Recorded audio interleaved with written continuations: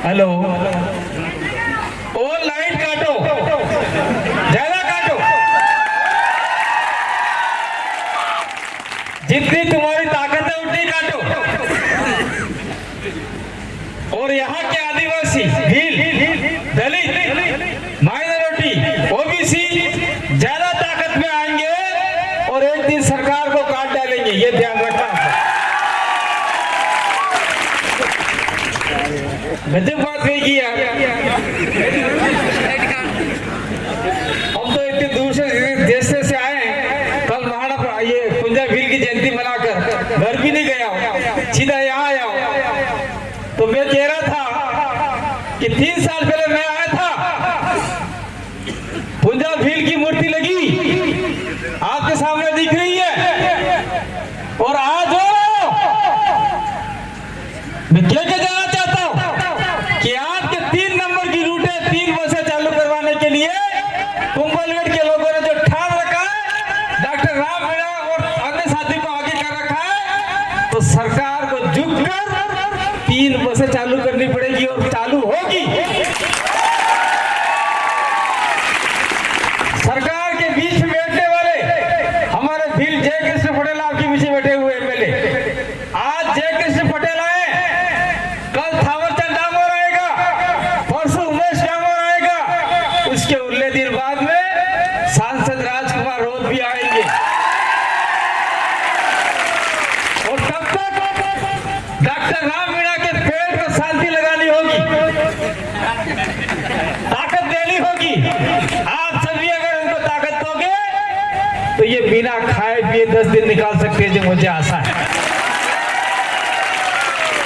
क्योंकि थोड़े हट्टे कट्टे हैं, लेकिन फिर भी आप लोगों को संभल देना है। और मैं प्रशासन और दूसरे लोगों को कहना चाहता हूँ, यहाँ पर धरना दे रहे लोगों को एक जरा सी भी खरोच आई तो पूरा भील प्रदेश यहाँ उमड़ पड़ेगा और पूरा कुंभलगढ़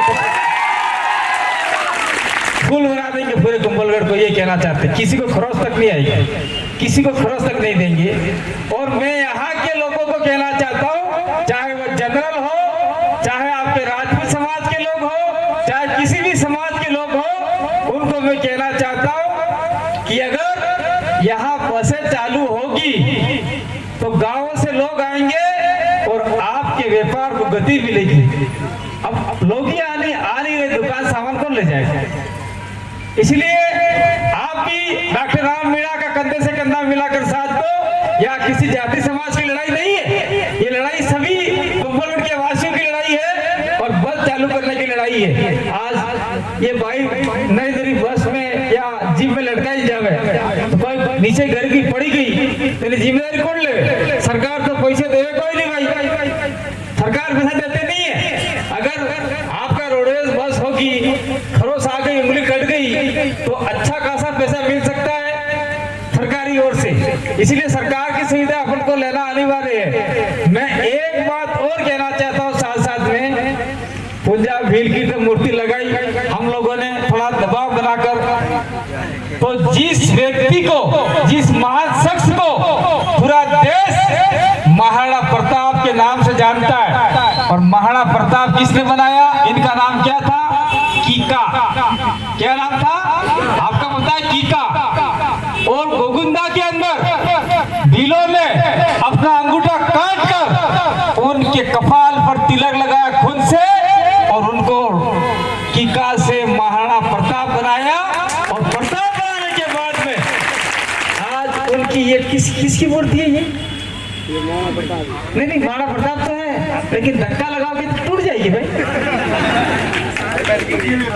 रस्सी से बंधी हुई है। शर्म आनी चाहिए सरकार को, यहाँ के एमएलए को।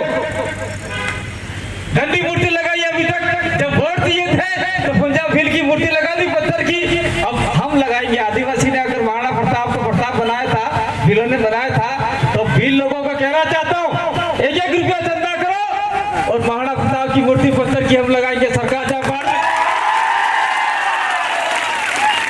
क्या ये हम नहीं कर सकते?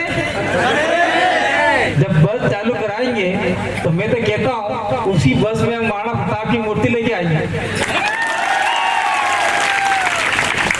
ये तो हो गई महाराणा प्रताप और पूंजा फिर की कल की बात। और मैं बात कहना चाहता हूँ, मुझे कुछ मुद्दे दिए थे, उस मुद्दों को मैं कहना चाहता हूँ। सबसे पहले आप लोगों को ध्यान होगा, ये कुंभलगढ़ का इलाका है। अभी रोशन भाई भील बोल रहे थे कि आदिवासियों की जमीन कोड़ियों के दाम से जा रही है।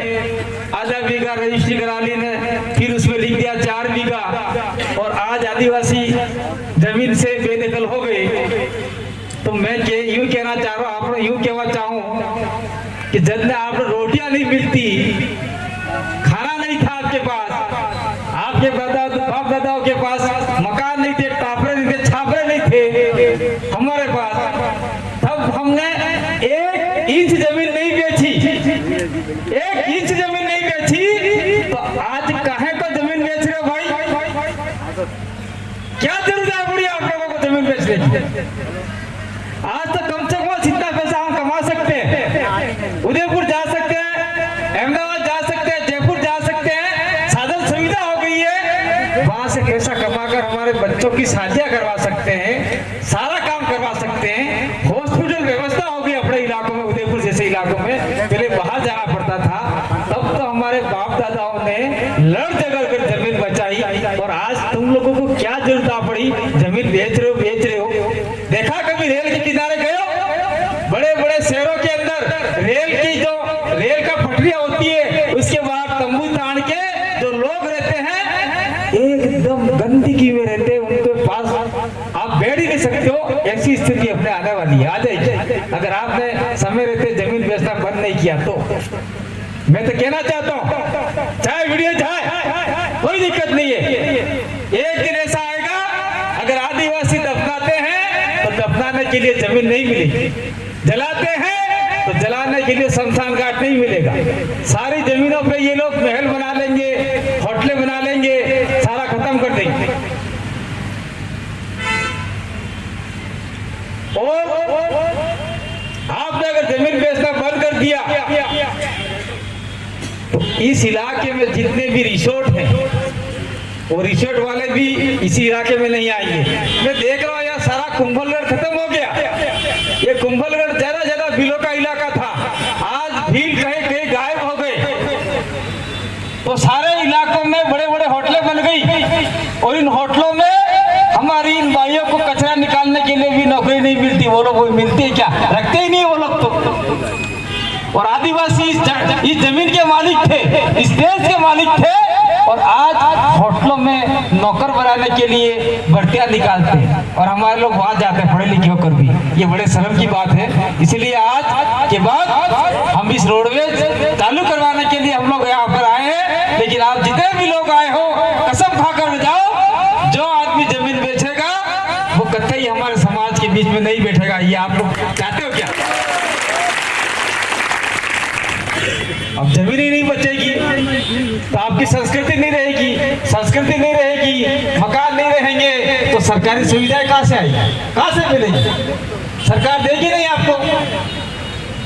अब दूसरा मामला ये था कि आपका जो राजसमंद सोनगढ़ जी और जितने भी लोग हैं, राम मीणा है और जितने भी लोग हैं, उन लोगों ने पहले से डिसाइड कर रखा है, हमने भी कहा रखा है पहले से ही कि पूरा राजसमंद जिला अनुसूचित क्षेत्र आप टीएसपी करने जाओगे तो घंटा ही नहीं मिलेगा। ध्यान रखना, संविधान के अंदर बाबा साहब और अन्य लोगों ने संविधान लिखा है, उस संविधान के अंदर टीएसपी शब्द का कहीं जिक्र नहीं है। आपके जितने भी पढ़े लिखे लोग होंगे उनको पूछ लेना, टीएसपी एक परियोजना है, एक योजना है। टीएसपी नहीं बोल के अनुसूचित क्षेत्र शेड्यूल एरिया बोलना है, और शेड्यूल एरिया अनुसूचित क्षेत्र में पूरा राजसमंद जिला घोषित करवाना है ताकि यहाँ के लोगों को फायदा मिल सके। सरपंच आपके होंगे, और उसके बाद में कुछ इलाके ऐसे होंगे जहाँ एससी के, माइनॉरिटी के और आपके ओबीसी के लोग सरपंच बन सकते हैं। ये बात है। अगर इसके बाद भी सरकार नहीं बनाती है, अनुसूचित क्षेत्र घोषित नहीं करती है, तो मैं आप लोगों के बीच में चल के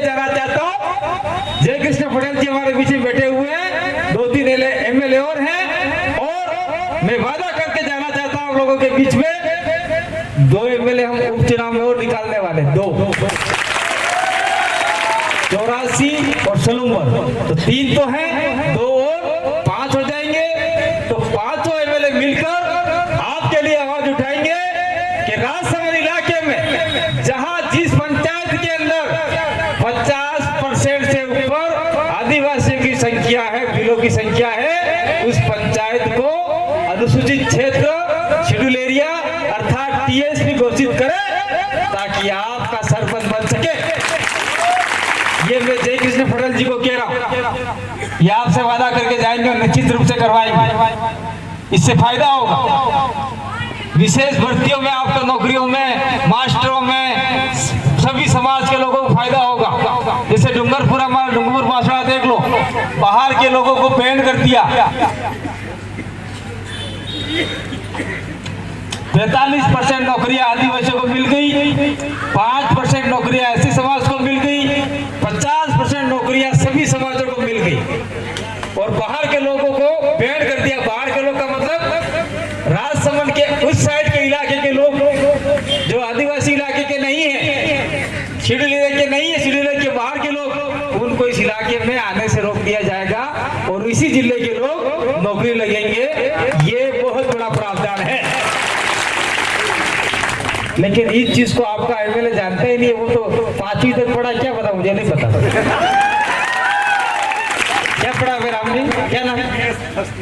नहीं, क्या नाम है एमएलए साहब का? सुरेंद्र सिंह जी राठौड़। वो पढ़े लिखे होंगे, मुझे नहीं पता, ये मजाक था भाई।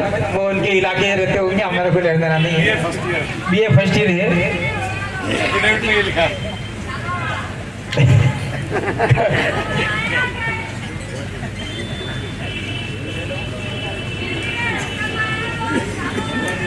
एक चीज था, यहाँ वन विभाग भी है, बिला नाम जमीन भी है, जो आदिवासियों के खाते नहीं है, एससी समाज के खाते नहीं है, ओबीसी के खाते नहीं है।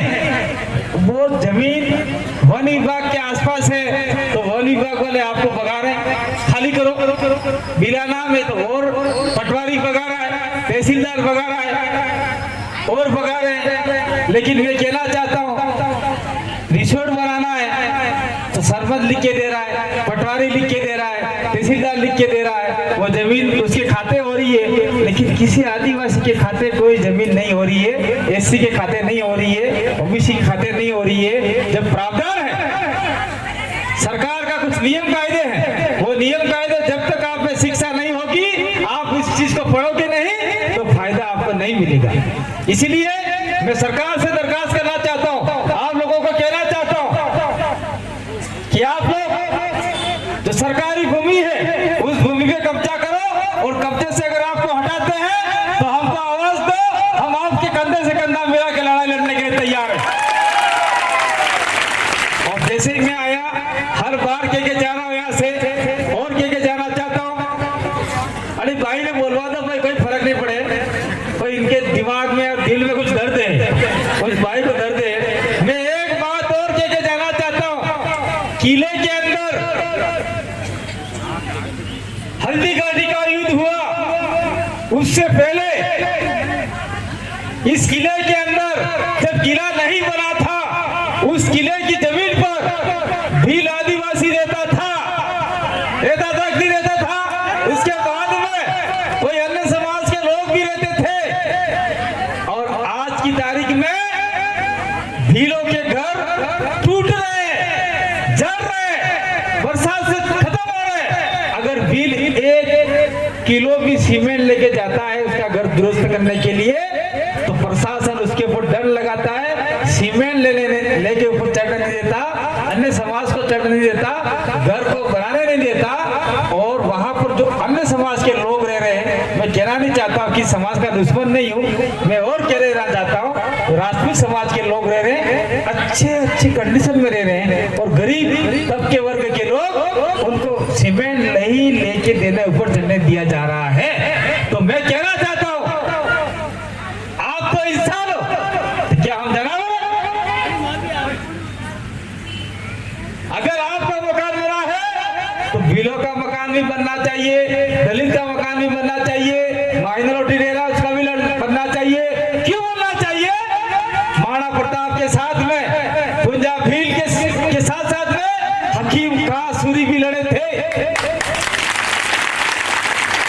महाराणा प्रताप अकेले नहीं लड़े थे। महाराणा प्रताप का भाई मान सिंह तो शक्ति सिंह तो महाराणा प्रताप के विरुद्ध में हो गया था, उनके खिलाफ में लड़ने के लिए तैयार हो गया था, लेकिन उसके साथ में भील सैनिक और आपका हकीम खासूरी, दलित वर्ग के लोग, ओबीसी वर्ग के लोग सेना के साथ मिलकर अकबर की सेना को हल्दी घाटी के मैदान से भगाया था और जीत दिलाई थी।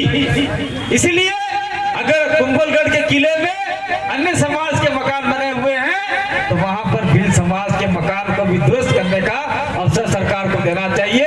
अगर सरकार नहीं देती तो आने वाले समय में हम लोग किले पर ही बहुत बड़ा आंदोलन खड़ा कर सकते हैं और हमको करना चाहिए। इसलिए करना चाहिए क्योंकि अगर आपके घर गिर गए तो आप रहोगे कहाँ? आपके पास तो जमीन है नहीं, सरकार देने वाली है नहीं। इसीलिए मैं कहना चाहता हूं कि आप लोगों को एकता में रहना होगा।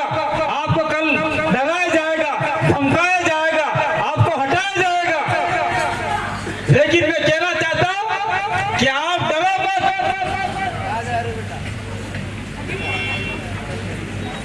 आप डरो मत। हम यहाँ पर आए हैं, इसका मतलब ये नहीं है कि आपको ये कर देंगे वो कर देंगे।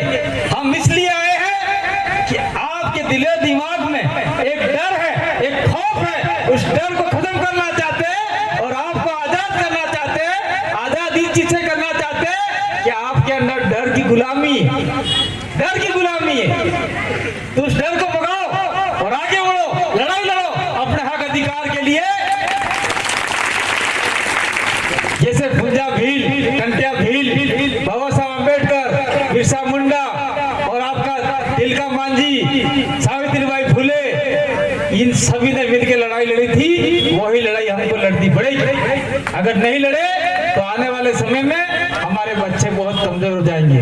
और मैं कुंभलगढ़ के लोगों को और कहना चाहता हूँ, आप लोगों को हमसे भी सीख लेनी पड़ेगी। थे लोगों को हम मारो ही लेनी पड़ेगा, कहीं लेनी पड़ेगा। क्या डूंगरपुर, बांसवाड़ा, उदयपुर छोरा छोरी दो बिलोरा डरा पड़ी रहा है, घड़ा पड़ी रहा है, नरी नरी कॉलेज करी रहा है, नरी छोरिया डॉक्टर बड़ी गई, नर्स बड़ी गई, मास्टरी बड़ी गई, तो अटेरी बिरारी छोरिया क्यों नहीं बन रही है? बिलारो छोरा क्यों नहीं बन रहा है? ऐसी समाज छोरा क्यों नहीं बन रहा है? वहां के लोगों ने आज आप 4 बजे देखो लड़के गायब हो गए और लड़कियां इतनी निकलती है स्कूल से, पूरी लाइन लगी रहती है। लड़कियां सबसे ज्यादा स्कूल जाती है और आप किस चीज से डर रहे पता नहीं। इसलिए मैं कहना चाहता हूं, चाहे वो एससी हो, दलित हो, भील हो, अन्य समाज का व्यक्ति हो, अधिकतम बच्चे स्कूल भेजो ताकि वो वहां से पढ़ के आएगी, संविधान के बारे में आपको बताएंगी और आपके अधिकारों को आप लोग पढ़ पाओगे, समझ पाओगे। मैं किसी जाति, धर्म, संप्रदाय का विरोधी नहीं हूं, लेकिन मैं कहना चाहता हूं अभी नवरात्रि चल रही है, बहुत बढ़िया चल रही है। रात को पहले हमारे भोपे होते थे, जवारा मारते थे और वो एक लोखंड का वो आते थे, ऐसे ऐसे बार आता था, दे दम मारते थे। वही था क्या दूसरा था? आप बैठे हुए बता दो मेरे को।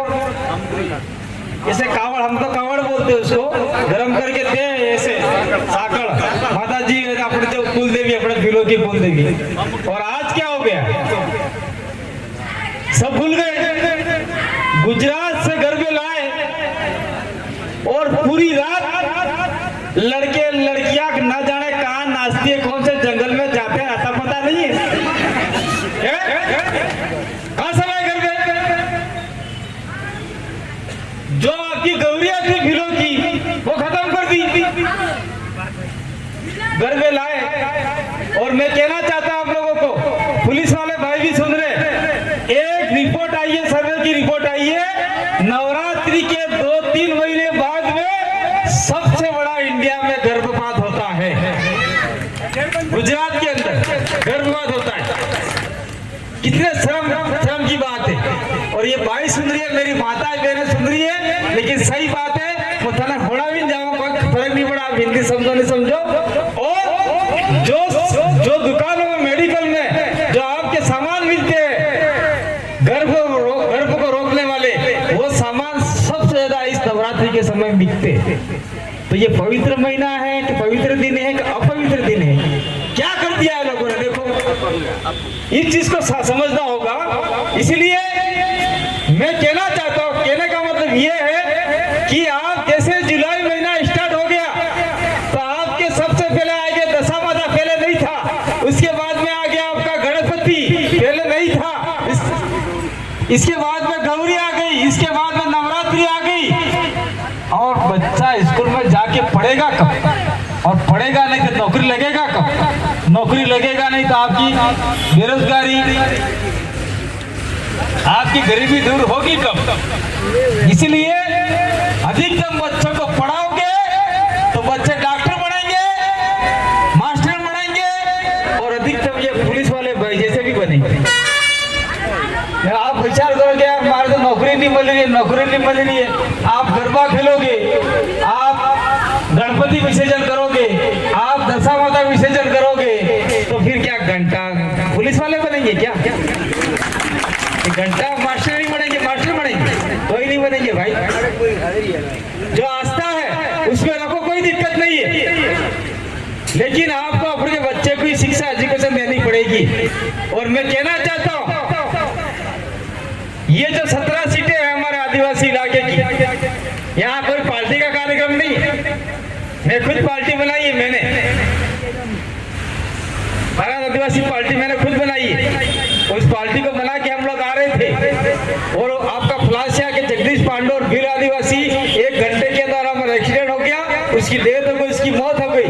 तब ये मूर्ति लगाने के लड़का भी आया था मेरे साथ में, जगदीश पांडे, और मैं 7 दिन कोमा में रहा, 1 महीना दवाखाने में एडमिट रहा, 7 दिन कोमा में मरा हुआ था। मैं पार्टी बना के लाया, लेकिन ये पार्टी की सभा नहीं। मैं कहना चाहता हूँ कि 17 विधानसभा सीटें हमारी है उस आदिवासी इलाके की। इसके बाद में कुछ सीटें हैं आपके पूरी राजस्थान की। आज की तारीख में शायद 33 एमएलए आदिवासियों के हैं, मैं बता रहा हूँ आपको। और हम लोग अगर प्रयास करें तो ये इलाके में कुछ और 8, 10, 15 और बन सकते हैं। 15 और 33 कितने हुए? 53, नहीं 40, 45 के आसपास।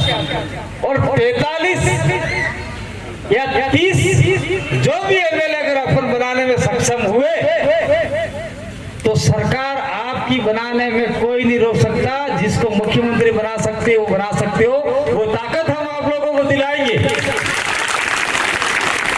तब आपकी रोडवेज से बसें हो, मैं तो कहता हूँ रोडवेज तो छोड़ो, यहाँ ट्रेन भी चालू हो सकती है, रेल, इतना बड़ा इलाका है। ये सारी बातें कहने के पीछे कारण यही था कि आप लोग समझदार हो जाओ, जाग जाओ। और आज की तारीख में कांति भाई आदिवासी इधर आया है, इस स्थिति परिस्थिति में घर में गया 2-3 दिन से, आज भी आया हूँ। आज जय कृष्ण पटेल यानी भील आदिवासी के हमारे युवा लाडले कुंवारे हैं, वो भी आए, अभी शादी नहीं की उन्होंने। समझ जाओ कर शादी करा ये कुंवारे छोरे को हमने एमएलए बना दिया है। एक उमेश को बना दिया, राजकुमार को भी कुंवारा बना दिया था, एमएलए बना दिया था। वो ताकत है हमारे अंदर, आपके अंदर भी ताकत है। अगर आपने ठान लिया तो कुंभलगढ़ का भी एमएलए आप लोग जिता के भेज दोगे, तब किसी की आपको जी हुजूरी, किसी के पैर नहीं पड़ने पड़ेंगे। और जो एमएलए आप बनाओगे उसके कान पकड़ के कह सकते हो मैंने तेरे को वोट दिया था, काम कर चल, तो वो एमएलए करेगा और दूसरा एमएलए नहीं करेगा। और दूसरे एमएलए पार्टी की गुलामी करते हैं, पार्टी की गुलामी करते हैं। वो तो करवा दो, बेचारी बापड़ी करवा दो, उसको असहमत करने दो। अब ये सारी बातें हो चुकी है, और मैं ये कह के जाना चाहता हूँ आप लोगों को, आप लोग डटे रहिए, डॉक्टर राम मीणा का साथ दीजिए, उनके साथ में 5-6 लोग और बैठे, सभी का साथ दीजिए। और आज हम 2 आए हैं, कल 2 और आएंगे। थावरचंद एमएलए आएगा, उसके बाद में उमेश आएगा, उसके बाद में राजकुमार सांसद आएगा, उसके बाद में हमारे सारे लोग आएंगे। और मैं तो कहना चाहता हूँ ये रोड बन रहा है, कोई दिक्कत नहीं, कम से कम हमने 3 रूट मांगे। मांगे ना डॉक्टर साहब, कम से कम 3 बसें मांगी है।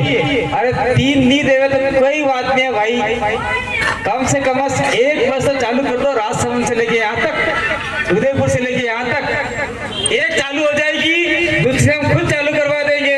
इसलिए सरकार से कहना चाहते हैं, यहाँ पे आईबी, सीआईडी और पुलिस प्रशासन के कोई भी आगे रिपोर्ट भेजे तो रिपोर्ट भेज दीजिए।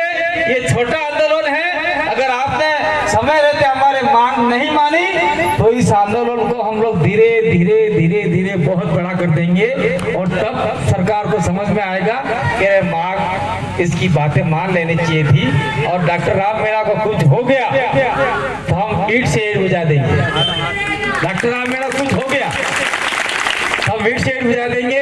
और डॉक्टर साहब को भी कहना चाहते हैं कि आप लोग आमरण अनशन पे बैठे हुए हैं, आपकी सेहत का ख्याल रखिए, पानी पीजिए। हाल फिलहाल में 1-2 दिन चाय भी पीजिए, दिक्कत नहीं है, लेकिन जूस नहीं पीना है। कोई भी फल और जूस नहीं पियो, खाली पानी पियो, चाय पियो, दूध भी नहीं पीना है। डॉक्टर आएगा, चेक करेगा, निकल गया तो कहेगा झूठा आदमी है, खुद डॉक्टर है। लेकिन ऐसा है, तो ये बात है। तो आप सभी लोग डॉक्टर साहब का साथ दोगे नहीं दोगे? हाथ खड़ा करो। ए भाई, कोई मीडिया वाला हो तो कल का अखबार में ये फोटो दे देना, और कल के अखबार में फोटो नहीं आवे तो अखबार फाड़ के फेंक देना, पढ़ना ही नहीं है। अरे क्यों पढ़ेगा जब अपनी खबर नहीं देवे कोई अखबार वालों, तो क्यों पैसा देवे? वरना बेकार काम रहा, ऐसा गंडकड़ा नहीं, खबर नहीं पड़ती। मैं यहाँ सहयोग कर रहे हैं लेकिन कुछ नहीं करते हैं। तो बहुत सारी बातें हैं, हमारे विधायक महोदय बोलेंगे, मैंने समय ज्यादा ले लिया, दिक्कत नहीं है, और मिलते रहेंगे। और मैं कहना चाहता हूँ ST SC OBC और जो हमारे ST लोग हैं, भील के लोग हैं, उनको कहना चाहता हूँ अपने बच्चे अधिकतम पढ़ाओ, अधिकतम पढ़ाओ, अधिकतम पढ़ाओ और नौकरियां लगाओ। सरकार ने सुविधा दे रखी है और हम चाहते हैं कि अधिकतम नौकरी आपके बच्चे लगे। और आपको आदिवासी इलाके में हम लोग घोषित करवाना चाहते हैं ताकि आपके 100 में से 45 लोग आदिवासी लगे, 5% SC लगे, 50% अन्य समाज के लगे। ये व्यवस्था वहाँ है, तो ये व्यवस्था यहाँ भी करना चाहते हैं। दूसरी व्यवस्था ये भी करना चाहते हैं कि इस इलाके के अंदर जनसंख्या के अनुपात में आरक्षण की व्यवस्था हो। ये भी हम सरकार को कह रहे हैं। अगर भील लोग इस इलाके में, कुंभलगढ़ के अंदर 100 में से 50 भील है, तो 50 नौकरियां भीलों को मिलनी चाहिए। और 10 लोग SC समाज के हैं तो 10 नौकरियां SC समाज को मिलनी चाहिए। और आपका राजपूत है, ब्राह्मण है, आपके जो माइनॉरिटी समाज के जितना लोग हैं उनको इतना परसेंटेज मिल जाना चाहिए, क्योंकि संविधान के अंदर 14(4) और 16(4) में 15(4) 16(4) में लिखा हुआ है कि जनसंख्या के अनुपात में आरक्षण की व्यवस्था है। तो ये भी हम लोग डिमांड करते हैं। ये डिमांड के साथ में मैं आशा और विश्वास करता हूँ कि निश्चित रूप से डॉक्टर राम मीणा के साथ में पूरा भील प्रदेश लगा हुआ है। એટલે अणुनो मतलब ये नहीं है कि डूंगरपुर, पाछड़ा और उदयपुर लागे लो है। इनके साथ में मध्य प्रदेश का 4-5 जिले जो अपने सटे हुए, गुजरात के जिले छटे हुए, वो सारे के सारे लगे हुए कुंभलगढ़ के साथ में। और निश्चित रूप से आपकी 3 बसें निश्चित रूप से आपके चालू हो जाएगी। और मैं कहना चाहता हूँ, अगर डॉक्टर राम मीणा यहाँ बैठे हुए हैं, भील और मीणा में ज्यादा अंतर मत करना। अगर मीणा को पता लग गया कि हमारा एक भाई उधर भीलों के लिए लड़ रहा है, तो वहां से मीणा भी आएंगे अपने सहयोग के लिए। तो ये कारवा आगे बढ़ना चाहिए, रोकना नहीं चाहिए। आपने मेरी बात को सुना, इस आंदोलन को आगे बढ़ाते रहिए। निश्चित रूप से बात सरकार तक जाएगी और हमारे MLA आते रहेंगे, और हम 1-2 दिन के अंदर 1-2 बस चालू करवा के छोड़ेंगे। आप सभी उस बस में बैठकर उदयपुर जाओ, जामफल खा के वापिस आओ, यात्रा करके आओ, दिक्कत नहीं है। बहुत बहुत धन्यवाद, आभार, जोहार। और अंत में कल राणा पूजा भील जयंती थी, तो आज यहाँ पर भी राणा पूजा भील जयंती अपन लोगों ने मना ली है। और कुछ लोग राणा पूजा भील को क्या बता रहे, राजपूत बता रहे, वो भी गलत बात है। यहाँ लिखा हुआ है राणा पूजा। तो मैं यूं कहना चाहता हूँ कि थे जो हो, कोई भील है तो कई बावन बन जाओगे कभी? भील है वो कभी राजपूत बन जाएगा कभी? मैं कांतिलाल रोहत, हमारे गोत्र रोहत है, मैं भील हूँ तो मैं कहीं राजपूत बन जाऊंगा क्या? ये राणा पुंजा होड़की थे, सोलंकी नहीं, होड़की। जो हमारे उधर होड़की है वो सारे भीलों की गोत्र है, मध्य प्रदेश में भीलों की गोत्र है, वो सारे के सारे भील थे। तो आज वो लोग कह रहे हैं नहीं हम तो ये राणा पुंजा राजपूत थे। मैं यूं कहना चाहता हूं कि कड़ाके की धूप के अंदर या बड़ी बरसात में एक धोती, एक पगड़ी